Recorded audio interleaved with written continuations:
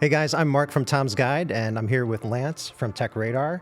We're talking today with Apple's Craig Federighi, as well as Greg Joswiak, also known as Jaws. And I wanted to get right into it because there was a lot of announcements here at WWDC, and I wanted to start with Apple Intelligence. And I think right out of the gate, I think it's good that you address the elephant in the room in terms of Siri. Like, here's where it stands, like it's coming, and what to expect. But just for our audience, like you say, it's happening in the coming year. So what does that mean? Does that mean 2026? And for people who maybe aren't in the know, what are they going to get when the new Siri arrives? Yeah, a great question. So just to wind the clock back a little bit on our initial announcement of Apple Intelligence, you know, that we were very focused on creating a broad platform for really integrated personal experiences into the OS. And we spent, 40 minutes probably announcing just a whole slew of things. And we talked about some of them again today, things like writing tools and summarization and notifications and photo cleanup and making memory movies and semantic search of your photo library and sort of on and on and on, right? I think there were over 20 if you were keeping track at home. Yeah, quite a few. And many of them are just, things that are just integrated right where you want them in the way you use the Mac, but are fundamentally all tapping into this deep intelligence. And we also recognize that we could, on that foundation of large language models on device, private cloud compute as a foundation for even more intelligence, semantic indexing on device to retrieve knowledge, that we could build a better Siri.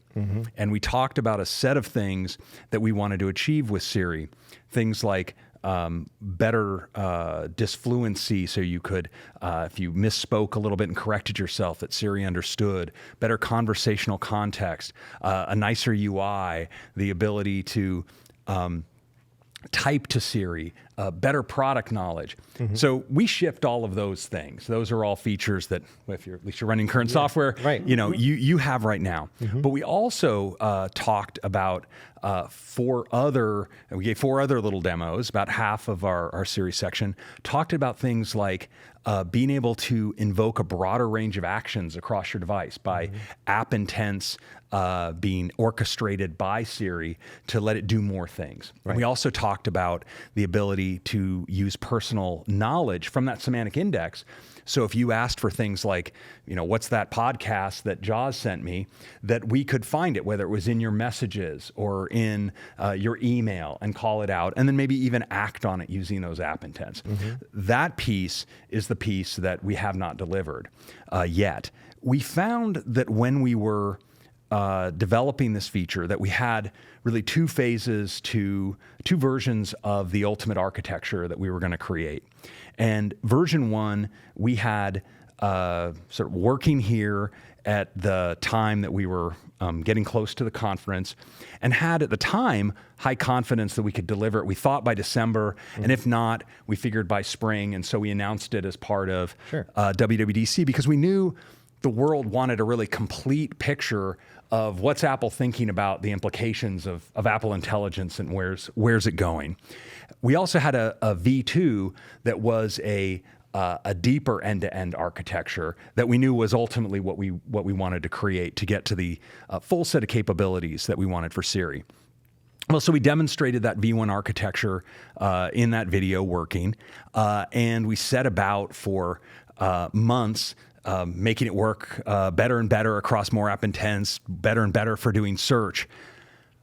But fundamentally, we found that the limitations of the V1 architecture weren't getting us to the quality level that we knew our customers needed and expected.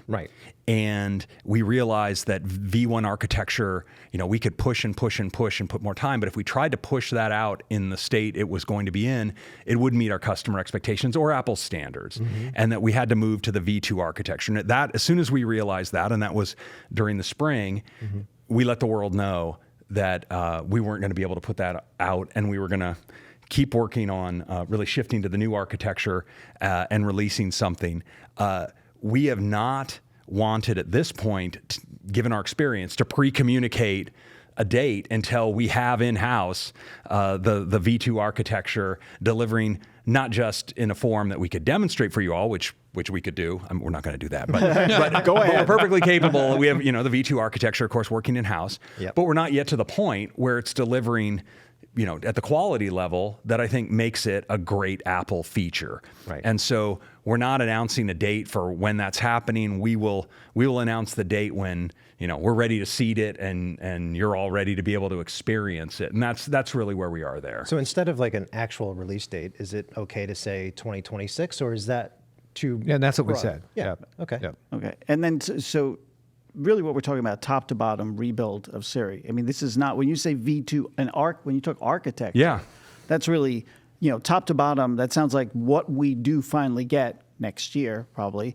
is a completely rebuilt Siri that's purpose-built for what you're talking about. Yeah, and I should say the V2 architecture is not, it wasn't a start over. The V1 architecture was sort of half of the V2 architecture, and now we extend it across, sort of make it a pure architecture that extends across the entire Siri experience. And so we've been very much building on what we had been building for V1, but now extending it more completely, and that more homogeneous end-to-end architecture gives us much higher quality and much better capability. And so that's what we're building now. I wanted to move on to the Apple Intelligence features that were announced today, because there was a lot. But before we do, I just want to get your quick opinion.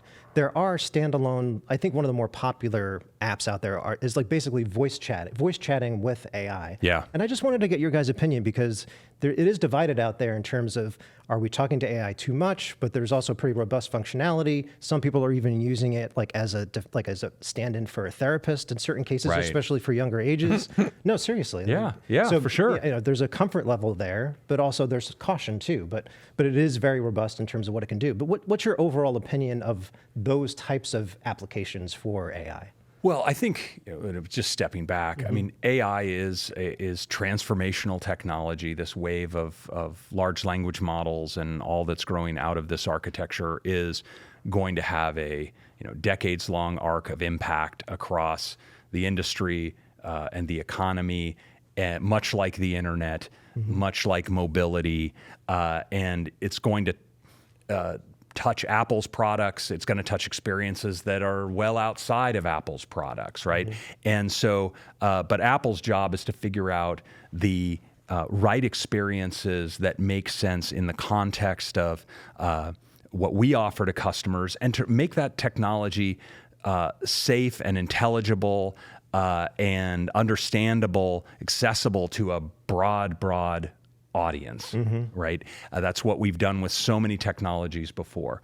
So there will be all kinds of other things, some of them just, delightful and wonderful, and some of them probably, scary, that will come out of this technology. And Apple won't play in all of them, but we'll play in the ones that hopefully are most impactful to your life. Now, when we started with Apple Intelligence, we were very clear, this wasn't about us building a chatbot. Our job was, we weren't defining what Apple Intelligence was to be our chatbot.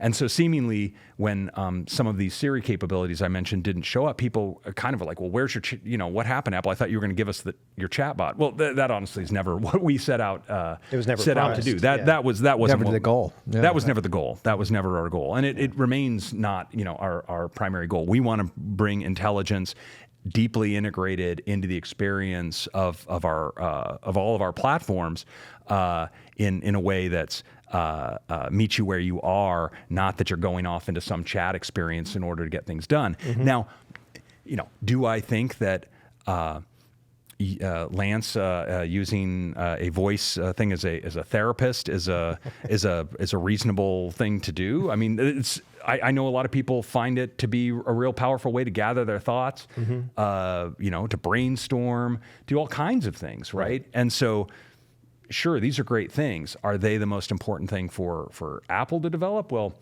time will tell where we go there. But that's not the main thing we've set out to do at this time. Okay. And you saw today what we had set out, which is how to use AI as an enabling technology to make our features and our products better. Yep. Right? That we're not trying to create a chatbot, as Craig said. We're not trying to do what some of the other folks have done. We want to make the best products in the world. I think that's what people expect from Apple. And just like we were using AI in the earlier days when it was ML, or we called it proactive, we're using generative AI today to make the features better. You saw it across the system. Apple Intelligence isn't a destination for us, right? There's no app, Apple Intelligence. There's Apple Intelligence making all the things you do every day better. Just to follow up to that, because to me, you guys have a philosophical difference with the way others might be developing AI. They're doing apps, it's consolidated. You're doing pervasive, right? It's everything out there. How do you communicate that to Apple customers? I think that's one of the things that I sort of was picking up during the keynote is that, oh wait, this really is a different approach. But, totally. Yeah. But is there a way that because you've branded your AI, but I'm not sure people are getting the message about this different intent. Well, this is a start. Thank you for having us. We did try to say it last year, and you're right. Maybe you have to say these things, I think, repeatedly over and over as to what our goals were. We were try to be clear last year. We're not trying to create a chatbot. We're trying to actually use this integrated into our operating systems and integrated into our products. We're continuing with that message. In the end, people buy products, right? They buy products. They buy experiences. We're very proud of the fact that across each of our hero product categories, we're number one in customer satisfaction, right? There's a reason for that. And we're trying to make those product experiences better and better, make those products better and better.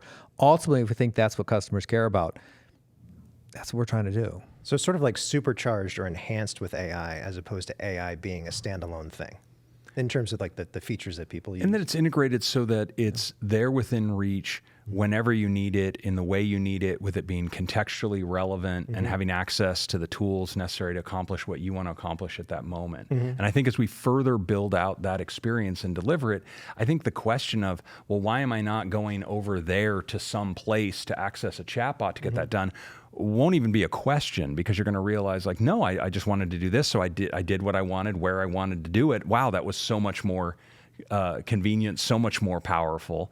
And so that's where we're going. I think it's worth saying, though, that our devices are phenomenal for AI. If you're using AI, I hope you're doing it on an Apple device. I hope you're accessing it on an Apple device. If you're no matter whose engine you're using. No matter whose engine you're using. And by the way, if you're a hobbyist and you want to run the latest large language models locally on your Mac, Macs are the best products in the world for doing that.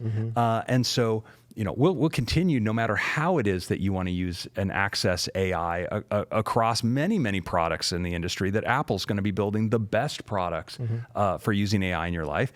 And we think Apple Intelligence and the Siri that will ultimately grow out of Apple Intelligence will be the best ways to use AI with the product experience on Apple devices. So what were some, in your eyes, there's a lot of Apple Intelligence features announced today at WWDC. Like if you had to narrow it down to maybe like 3 or so, what would be your top ones in terms of that might have the most impact? Well, I'd say there are some interesting examples that touch on different dimensions of our vision for Apple Intelligence. So one of them is not immediately an end user feature.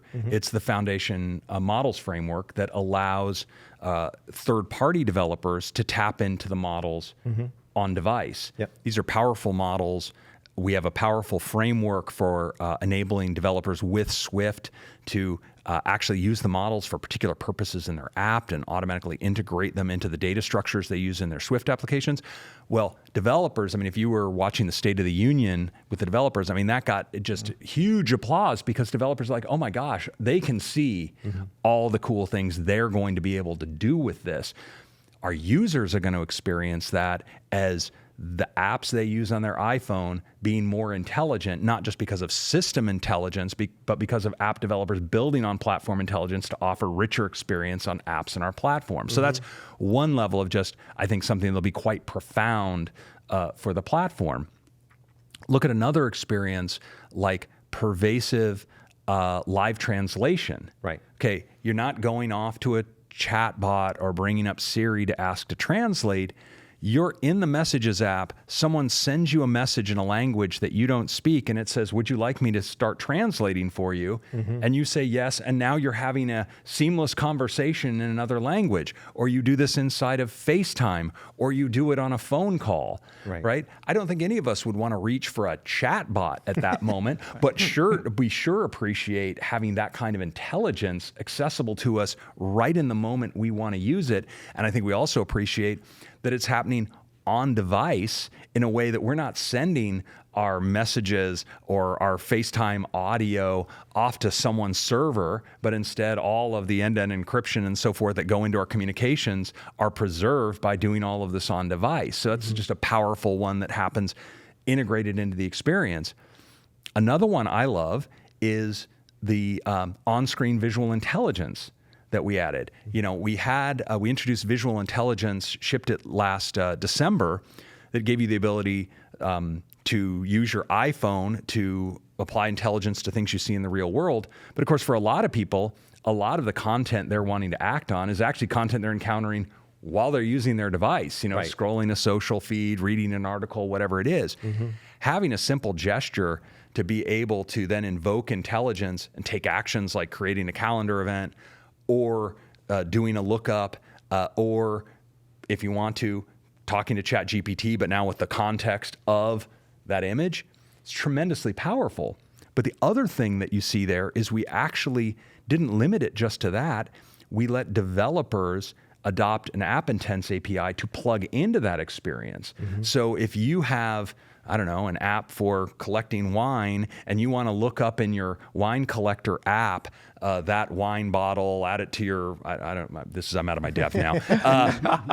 Whatever, your wish list, your, whatever, look it up. Yeah, that now that's right integrated in that experience. And in fact, we didn't talk about this in detail in the presentation, but we even notice what third-party apps you use for what kind of visual content. So the next time you shoot a wine bottle, we're going to push you toward, we're going to suggest the action of doing whatever it is you do in that app instead of saying, oh, you want to search it and do a general search in Google, right? So now we're connecting intelligence, visual intelligence, with the tools that developers are providing in a way that's just completely integrated into the system experience. And I saw that Etsy was also another example. Exactly. Yeah. Etsy actually came in early, got exposed to the technology, was super excited, was able to integrate it super fast.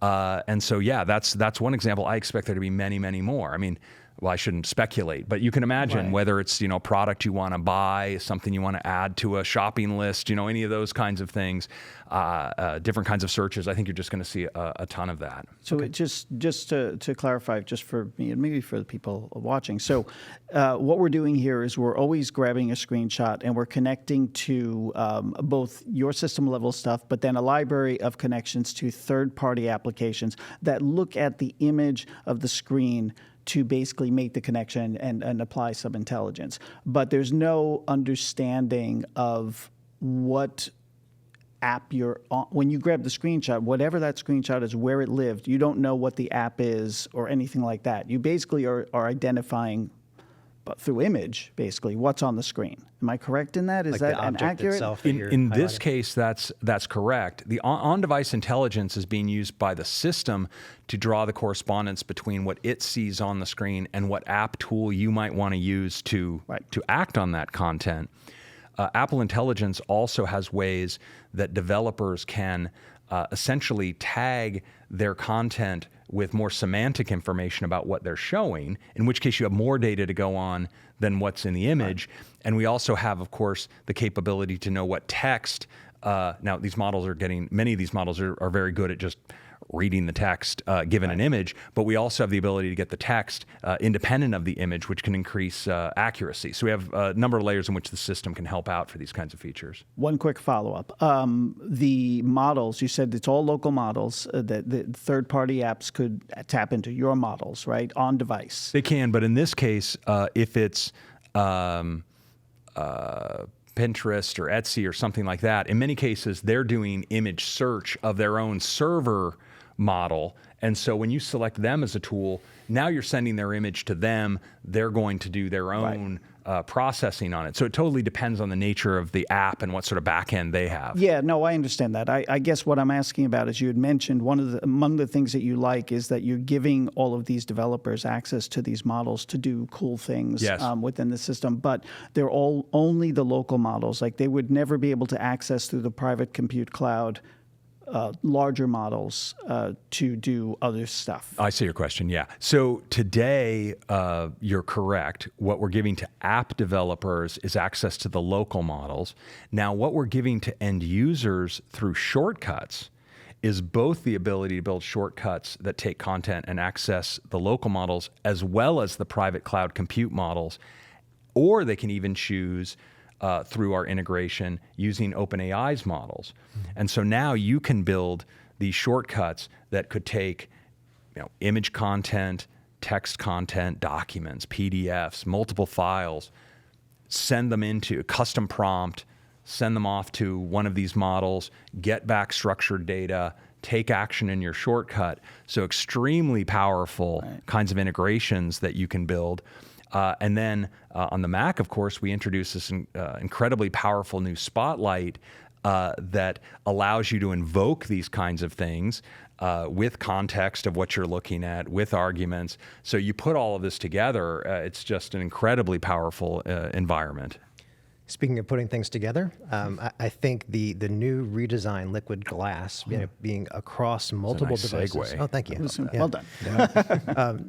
Now that it's across multiple devices, we were both wondering what was the inspiration, like why glass? Why the change now? It's been a long time since iOS. 7, I guess? Yes, 2013. It's been 12 years. So what was the inspiration behind it? And, and why did you choose glass as that inspiration? Yeah, so I would say the most obvious inspiration is VisionOS, which uses glass. And you say, well, why did VisionOS use glass? Well, glass is a material that allows interfaces to sit in the context, in this case of a room, and feel like the chrome that is the glass is somehow consuming kind of less space. It's allowing more of the context to come through. That was very powerful in the context of VisionOS. So to answer your second question about why glass, well, glass has this wonderful property in our interfaces, which is it at once allows the interface to feel edge to edge, like there's almost no interface but your content, because the glass is allowing this context through. But at the same time, glass provides these objects that actually make the buttonness or the toolbarness of the controls feel almost more clear and salient than they are when they're just on some flat UI. So glass is kind of magic in that way. And then, we did all of this work with physical glass and simulating as closely as we could the actual optical properties of glass. But then we found that because of the incredible diversity of content that you have on your device, you're scrolling through a feed and it's all white, and then suddenly there's a dark sky image that comes and scrolls under the glass. You want the glass to react in a way that a clear piece of light glass, suddenly the black thing comes and you can't read any of your text or it looks poor. We were able to build adaptive glass that changes the way it's transmitting color, that even can flip from a dark glass to a light glass adaptively by understanding what's behind it. And so now it becomes this incredibly malleable material that always fits in with whatever is beneath it. So, if we'd built, used a different material, teak wood or, something, you'd be like, well, okay, that's kind of interesting, but, is it really going to provide an interface that feels open, adaptive? Glass is more fundamental in its optical properties to be this wonderful building block for great interfaces. Two things. One, did the idea of sort of a glass interface sort of start before VisionOS and the idea that this could be everywhere, or was it like first you did VisionOS and the light bulb went off and you said, oh, wait a minute. And then second, is there a room full of glass that I can see? There is. There is. I mean, there literally our design rooms they'd bring occasionally different pieces of glass with different opacities. You saw some of that in a video. Right? Different lensing. It's quite interesting, the lensing that occurs on this glass. So for real, these people can fabricate. We have our industrial design studio there, and they can fabricate just about anything. And so there was certainly real material studies that were being done there. I even forgot the first part of your question. Was VisionOS first? Oh, VisionOS, yeah. It's a chicken and egg question. So if you think about, or if you look back at even iOS 7, we had started to work with translucent materials. And then you saw even in macOS Yosemite, the sidebars of Windows started to have this kind of translucency. And so there was a glassness already that was finding its way as a building block material for interfaces. And I think with VisionOS, in a way, it was taking that, those building blocks to the next step. And then really, as we moved on with liquid glass, we moved into clear glass as a material. And that was a real unlock to give these very airy kinds of interfaces that still preserved legibility. And then, of course, the wonderful thing that putting our controls on pieces of glass allowed us to do is to inset from the edges of the device to be concentric with all the curvatures on those devices. And when you get all of that concentricity correct, there's such a sense of harmony, and your eye doesn't fixate on what are these things that are floating here, because they just feel naturally like they belong in the scene. And so there's just tremendous effort on aligning the user interface with the physical transformation that's happened to the nature of our screens over time. And you can just feel the harmony now when you use all of these things together. I think streamlining is also a part of the redesign, especially with the camera app in particular. And yes. I wonder if was there internal debate, because on the one hand, it looks very sleek and it's very simple because there's just two choices at a glance. You can still see the other options. But, some people might say, well, you're hiding the stuff that was there before. So just walk us through that sort of is there internal debates that go on?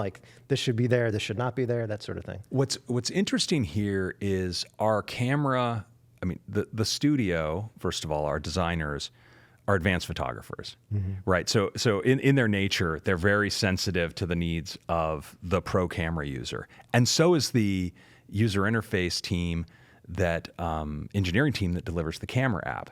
So they were actually coming from a place of, this better be a great app for me as an advanced camera user. And so they were pressure testing that throughout the design.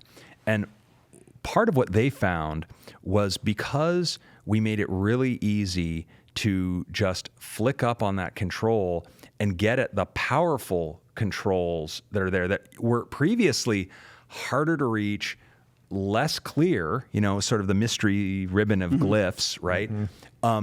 The power user was happier with this interface than what had come before it. In fact, we built a bunch of early prototypes and had those people take it to do shooting in their everyday lives to really pressure test the design.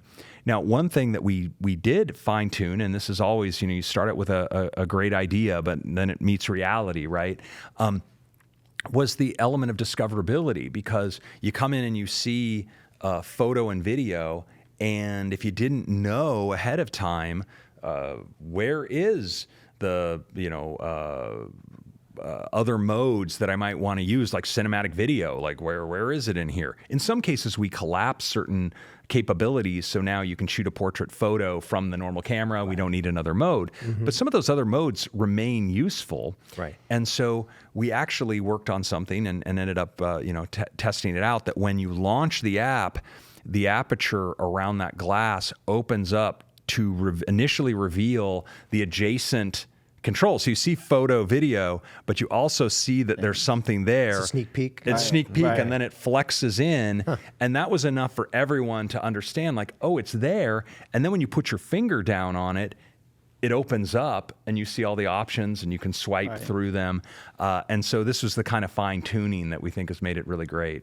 Yeah, I mean, I've seen it. I think it is weird when things disappear, but I do appreciate the effort there because I could see that it was very simple and not for nothing.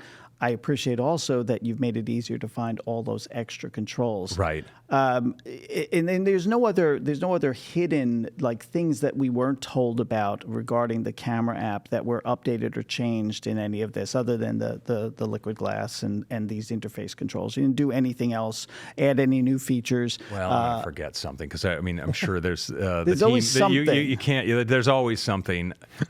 So I'm not gonna. I don't want to make a definitive statement in that regard. But you're going to love it. Yeah, so that much we can assure you.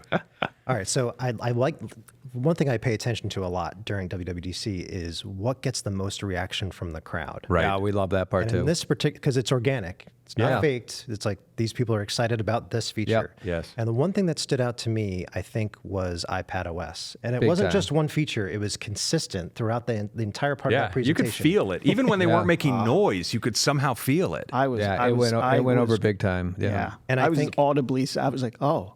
That was me. That's must have been what I was feeling. Yeah. So, like in certain ways, I think it's very like more Mac-like than it's ever been before in terms of like the menu bar. And you've even like joked about it, like here's the features that we added. Who would have thought we would add a menu bar? Right. But I do Pointer. think that you've definitely tackled multitasking in a new way, and I know that's been controversial in the past. Like you've gone through a couple of iterations. Yeah. Do you feel like you finally nailed it with iPadOS? Maybe I'd it's like worth to think maybe it's so. worth Craig explaining it because it is different than the Mac. So why don't you explain how it works? Yeah. Well, I mean, the first thing, I've gotten some questions where people are saying, "Gosh, did you, the fourth time's the charm or something like, like sort of were you guys just sort of shooting in the dark?" And actually, this has been what I think of as a thoughtful evolution, which is on iPad, a foundational requirement of a direct manipulation touch device, defined since iPhone, is you put your finger down on glass and start to interact with the control. It must interact or you've broken the illusion, right? And so where a design like with indirect manipulation, like the original Mac with a cursor and a mouse, is the cursor needed to move. You feel really strange if you move that mouse and the cursor didn't move, but otherwise, the app can kind of be out to lunch, and if you click and so forth, it's tolerant of that latency. You cannot have that kind of latency on an iPad. So many of the techniques we would use to run lots of apps on the Mac, and maybe they weren't always meeting that 60th of a second responsiveness. That was okay, and so we could use virtual memory more aggressively and so forth. On iPad, that wasn't a possibility, and so when you go back to the original iPads where we introduced split view and slide over, you couldn't go run an endless number of windowed apps and have them stay responsive with what that hardware was capable of at that time. And at the same time, these were 9.7-inch displays, so you probably didn't want to open a dozen windows on those either. Right. So, for the iPad, as people used them, as the nature of those apps at that time, I think split view and slide over was actually pretty big enabler, pretty useful place to start for those devices over time. I think where we've gotten now is you have 13-inch iPads. You have people hooking iPads up to external displays. You have people, many of us, using cases that have trackpads and keyboards. You have apps where people are doing many more productivity workflows. So iPad has changed. The hardware has changed. The interaction has changed. What users want to do with their iPad has changed. Right. And so we've been able to now bring more and more capability to iPad. And so that's what enabled us to do this. Now, we also philosophically said, while iPad itself comes from a different center than the Mac is first and foremost optimized to be a trackpad or mouse device, precise pointer, right. Fine controls. That's what the Mac is going to be, and we want to optimize the Mac to be the best possible for that kind of interaction. The iPad is the ultimate touch device. You can hold it in your hand. You can use multiple fingers. It's just incredibly responsive and powerful as a direct manipulation device. That's its center. But at the same time, these two products can flex toward each other to a degree, or your workflows tend to move towards some of those directions. And so as we adapted iPad to handle more and more things, we said, well, if we're going to reach for some kind of idiom to express something here, if it is compatible with the nature of iPad, why not use the Mac one? You know, why not, if we're going to have controls to close a window, maximize a window, and minimize a window, you don't have to reinvent the wheel. We don't have to reinvent the wheel. Metaphor, I think we right? have, you know, those can be on the left-hand side of the window. They can be 3 dots. They can be colored. And so, you know, and on the menu bar, years ago, we said, well, gosh, do we want to bring a menu bar? Maybe we'll say if you hold down the command key that a HUD will come up with these options. And, you know, honestly, we realized the best solution was available to us all along. Right. It was a menu bar. There was nothing about that was in conflict with being an iPad. Right. This was just the right answer. So the person who came up with that feature doesn't get a raise? Well, since they then came up with the menu bar, Right, same person. you know, it all. But these things became kind of once we freed ourselves to say, you know, iPad's iPad, but where it is where the Mac idiom is the right answer for iPad. Go ahead and bring it. And what, you know, I've been living on the new windowing system for a couple months now, and I love it. And it's amazing how even the small things that just reduce that little cognitive load of like, well, how do I do this here? And you realize that that as you move between Mac and iPad, that these things are consistent, just makes it that much easier. And I think the fact in the large that our liquid glass design is consistent across these platforms also just makes that movement from one device to the other feel so natural. So I can reach for my iPad when iPad is the right device, but as I extend what I'm doing, I don't feel this sort of switching effort cognitively to do it. There was a good reaction to the background test too. Why don't you explain, because that's a little bit different too. Do you want to explain That's how that true. works? Yeah. So, you know, historically. Sorry, I'm asking the questions now. It's totally fine. This is now your pod. Please go ahead. Yes. Well, you know, if you go back at least as far as macOS 10, the introduction of macOS 10, you know, apps were free to kind of keep running as they are today, you know, in the background, whether you're interacting with them or not. And sometimes that's incredibly useful. If you're exporting from Final Cut, let's have it go do some work for me, have it keep doing that, right? Now, if you have a browser and you've got, using something like Chrome and it's got all these tabs open and it's doing a lot of work in the background and you're not using it, well, that's a lot of battery life impact, but it's also impact that could affect the responsiveness and latency of the device. And on iPad, that's completely precious. But you don't even realize that window you left around there is having that impact. It's a non-starter for iPad. At the same time, users want the power of using Final Cut on iPad and exporting a project and being able to go off and do something else while they're doing that. So we, in bringing background processing to iPad this year, we make it an explicit thing for the developer to declare, I got some background work to do.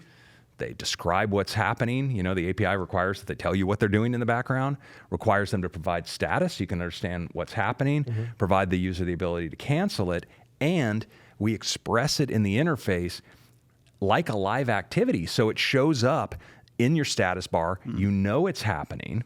And so if, you know, you're not just going to have every app on the iPad have a bug that causes it to, you know, run a lot in the background and suddenly your battery life and your responsiveness take a big hit. Instead, it's carefully managed, and the system is able to decide, knows background is background, foreground is foreground. If foreground demands responsiveness, background tasks can be paused automatically by the system, slowed down as necessary, et cetera, to always focus on the user experience first, but yet give customers the power of doing these background things. So, you know, iPad and Mac, they have different demands, they come from different places, but we're able to bring a lot of those powerful capabilities to iPad in a way that makes sense for iPad. So obviously a massive productivity increase or leap for the iPad. What do you tell people who are trying to make the decision now? I think the decision between getting a MacBook Air and an iPad Pro, the largest one, might be with a keyboard, might be more difficult. But it feels like there's still, for you guys, there's still a distinct difference. And so what do you say to someone? Well, if your needs are X, this. If your needs are X, that. I recommend buying both. I knew it. I knew it. Not even being facetious. I mean, the reality is it has always been a little bit of a false trade-off to say it's one or the other. And it is the case for some people, but the reality is it's a small number of people. The overlap is actually pretty huge. And people say, I use my iPads for this, and I use my Macs for this. And so it isn't even just trying to be facetious. And by the way, of course, we'd love you to buy both, but that's just the reality.